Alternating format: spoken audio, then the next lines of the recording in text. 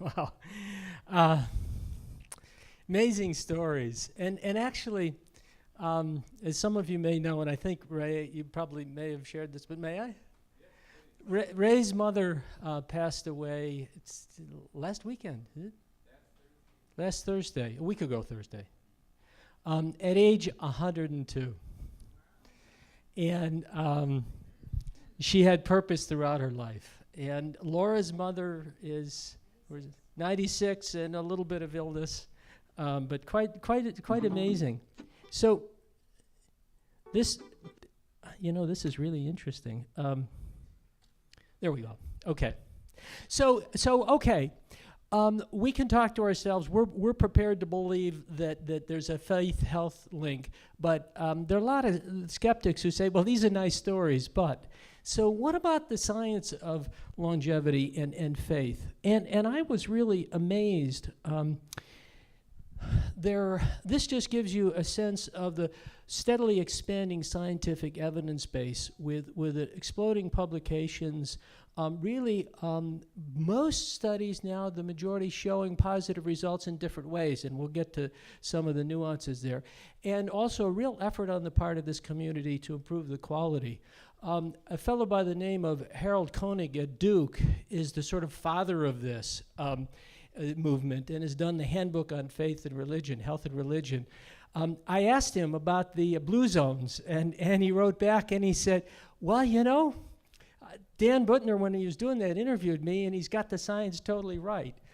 So we see that there is a scientific base, expanding professional interest, and this is just in the U.S., medical schools offering religious or spirituality courses, and expanding 70% of these 100 universities, medical schools that required it's who have faith and spirituality programs, 70% require them. There's a bit of a mismatch in the sense that 70 to 80% of doctors believe spiritual factors matter. Less than 20% of patients have ever been talked to by a doctor about their faith.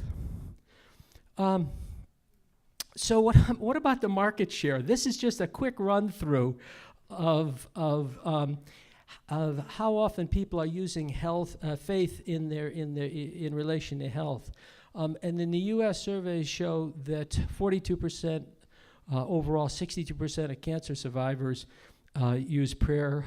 Canada, actually religion was fourth among 6 coping mechanisms for terminal patients.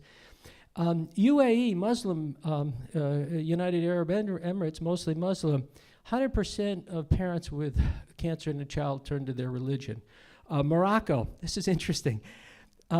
Believers, pretty much everybody's brought up a believer, but non-practicing believers, 95% went back to practicing when they got cancer. Mexico, strong belief. Taiwan, lots of use. Japan, interesting. Japan, they interviewed 1,000 hospital patients and their visitors. Sorry, where am I? Oh, down here, thank you.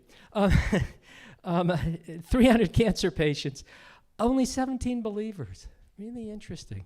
A little bit of a paradox because Japan has a long life, so they must get their spirituality some other way. Switzerland, majority of children, 10 to 12, use religious practice, prayer, etc., for health problems. Spain, commonly used. There have been several longitudinal studies that have followed populations over the years. One in the U.S., one in Taiwan, one out of Europe. And this is a probability chart. They were followed for 6 years. And this is the probability of surviving the next year. And what's interesting, this is the survival curve for people who attended church once a week or more. This is for people who attended less than once a week. And this was an early study that Dr. Koenig did back in the 90s, but it's been repeated in the 2000s. Interesting study on cost effectiveness. Religious attendance is actually more cost effective than statins. Let's look at this one. This is the intervention: weekly religious attendance, statin-type medications, for blood lipids, lovastatin, and all that sort of stuff. Regular physical exercise. These are the estimated additional life years you get by applying this intervention. So you get 2 to 3 for religious attendance. You only get an extra half a year. Now, this is. I want to remind the science and faith. So I'm not saying stop using the statins. Regular exercise 3 to 5 years, and so there is a case in this day of cost consciousness. And if we think of the magnitude of the epidemic, and the nice thing is with faith, the after effects last for eternity, which you don't get with the statins. So what's the magnitude, what's the mechanism of action? How do religious practices affect longevity? There's some personal factors. One of the things that's interesting, there's a whole thing about what you measure, but they're clearly, and I'll show you in a minute, the dose effect of religious attendance.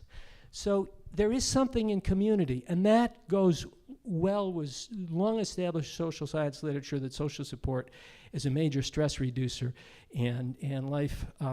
Relaxation response, prayer is a form of meditation when done fully and with good time with God. Modifier of behavior, it's also just there is a good feeling of service.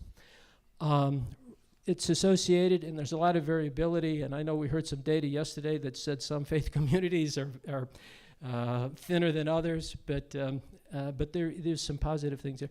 And then treatment of effectiveness. Again, it's not chemotherapy or faith, but the two together, there are documented synergies.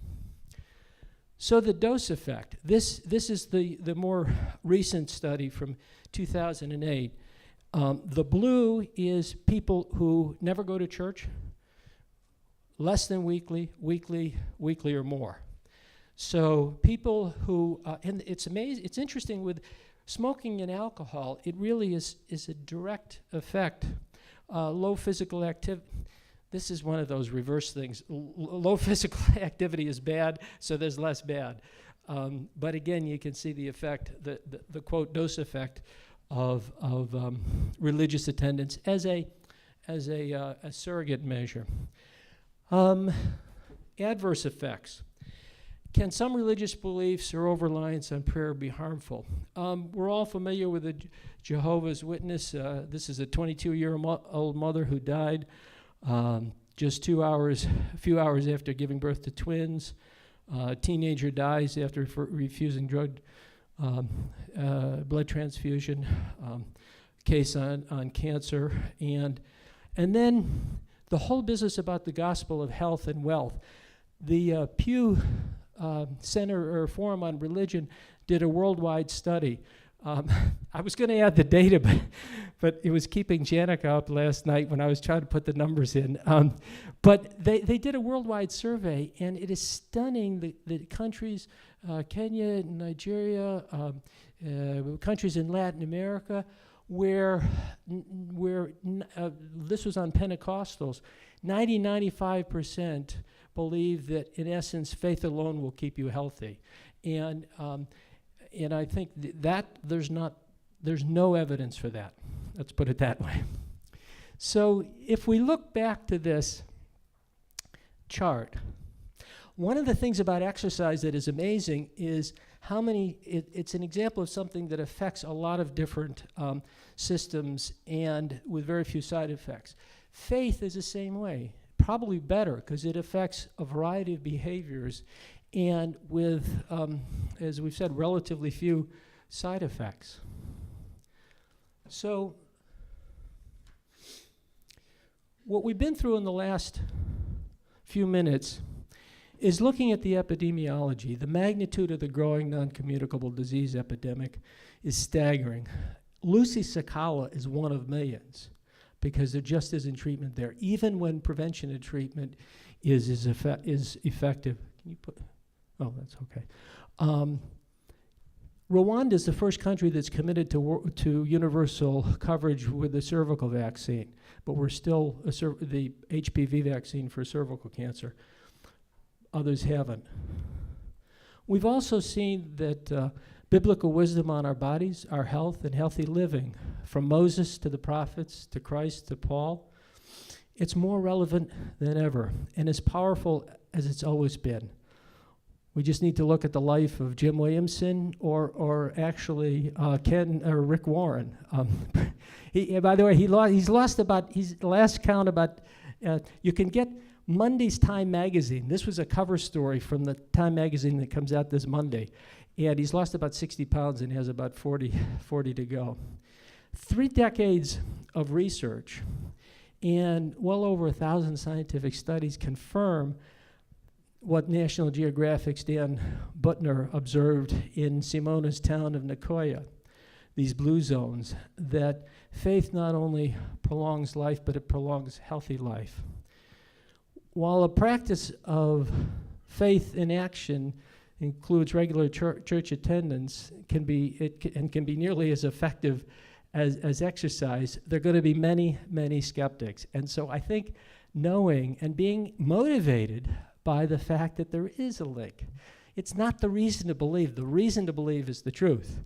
And yet there are some real benefits, particularly when we're looking at a huge epidemic in countries that are already resource poor. Thank you. And I look forward to any conversation we might have. Thank you.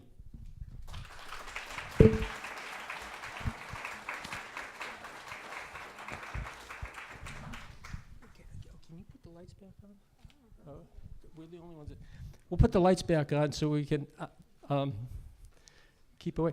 Laura, how much, or Mona, who's handling the time?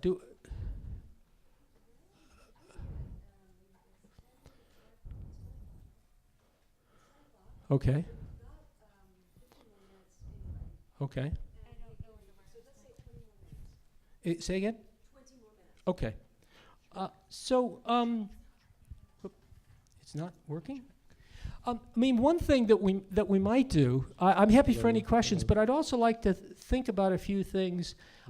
Have any of you seen faith in action for a healthy living, either in treatment or in prevention? Sally Craig around? Do you want to share your story? Are you willing? Okay. Well, you know what? I'm gonna do a. Oh, you got one. Okay, fine. I was gonna do an Oprah Winfrey. This was great. Of course, I have to say that because Jono's my former boss. No, that's not true. Jono and I have shared a lot of discussions and interesting interactions on these points.